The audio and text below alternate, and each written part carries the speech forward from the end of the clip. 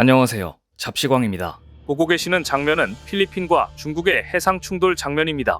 중국 해경과 필리핀 해배가 거의 충돌할 정도로 근접했다가 겨우 떨어지고 있습니다. 중국 해경들은 필리핀 배의 모습을 카메라에 담아 증거로 남기려는 듯 열심히 촬영하고 있는 모습입니다.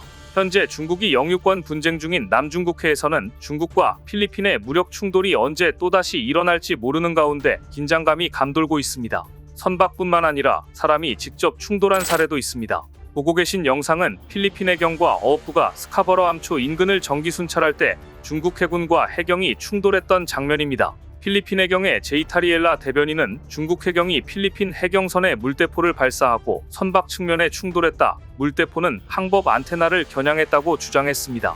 이 같은 주장에 중국 측은 즉시 반박했습니다. 중국 해경은 필리핀의 해경선과 공무선, 어선 등이 황엔다오 영해를 침범했다. 이 과정에서 필리핀의 3003 공무선이 엄중한 경고를 무시하고 급격히 방향을 전환해 후진하면서 의도적으로 중국 3300이 해경선을 충돌했다고 주장했습니다.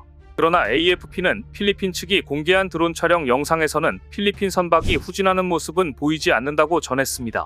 중국 해경의 물대포 발사 사건은 중국이 영유권 분쟁 해역인 남중국해 스카버러 암초, 중국명 황엔다오를 자국영해로 포함한다는 내용의 성명과 해도를 유엔에 제출한 지 이틀 만에 일어난 사건이었습니다. 중국은 스카버러 암초를 중심으로 16개 점을 연결한 황엔다오 영해기선을 발표해 전 세계의 이 지역이 자기네 영역이라고 주장하고 있습니다.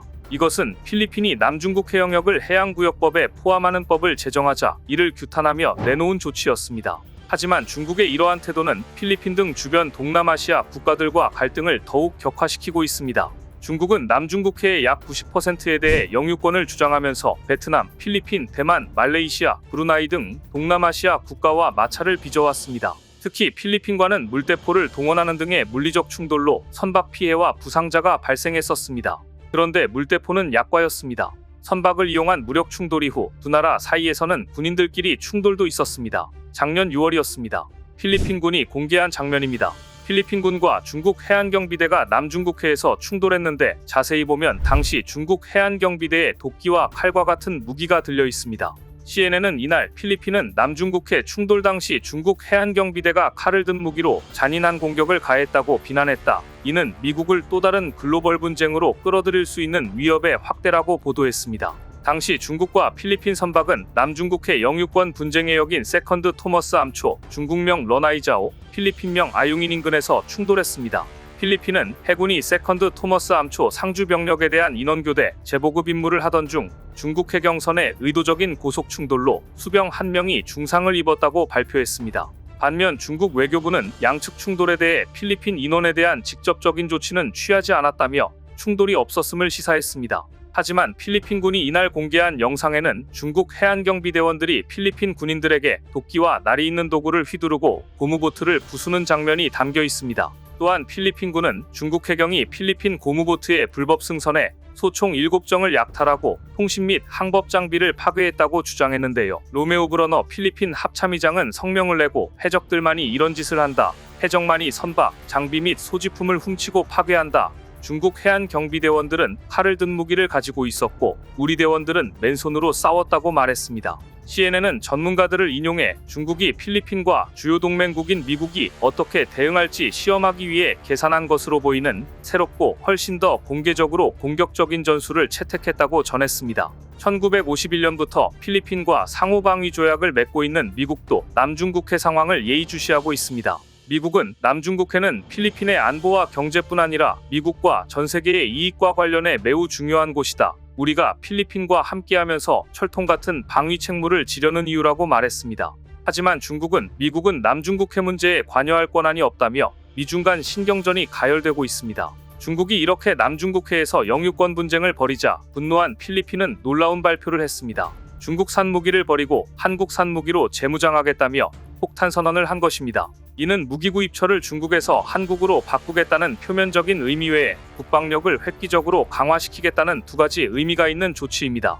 게다가 여차하면 중국과 군사적인 충돌도 불사하겠다는 의지도 담겨 있습니다.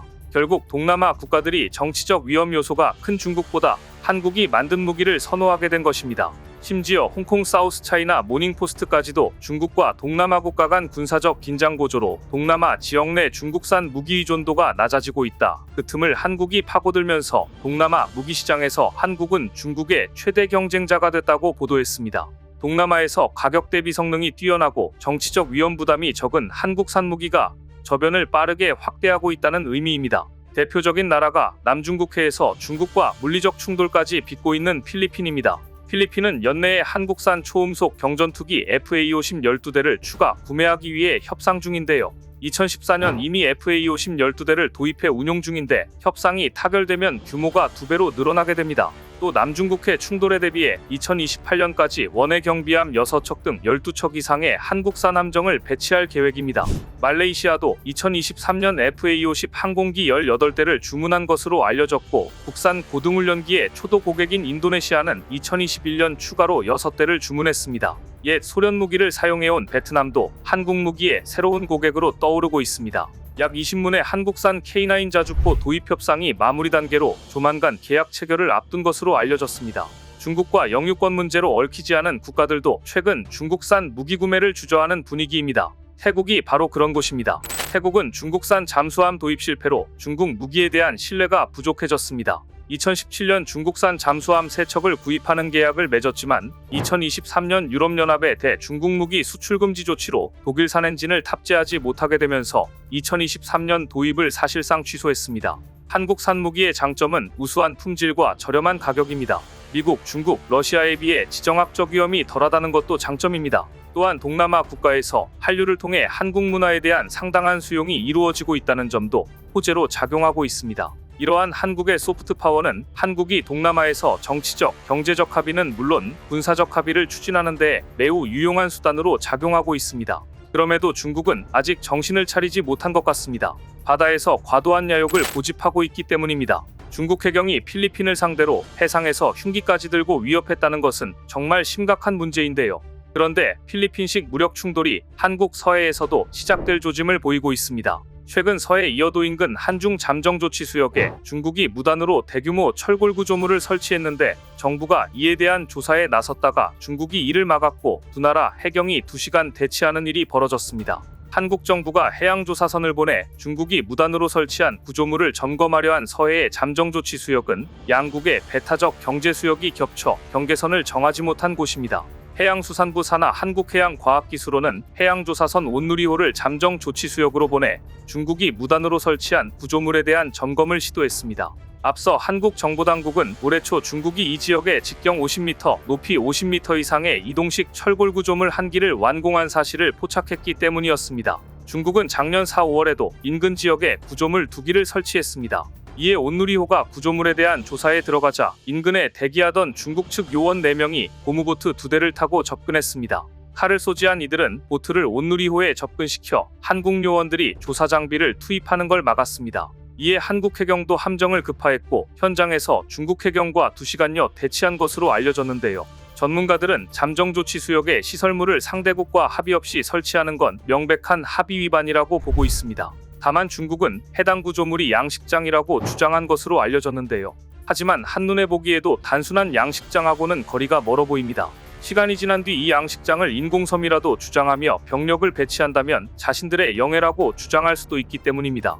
이런 애매한 지역에 양식장을 설치한다는 것 자체가 누가 봐도 이해가 되지 않는 핑계입니다.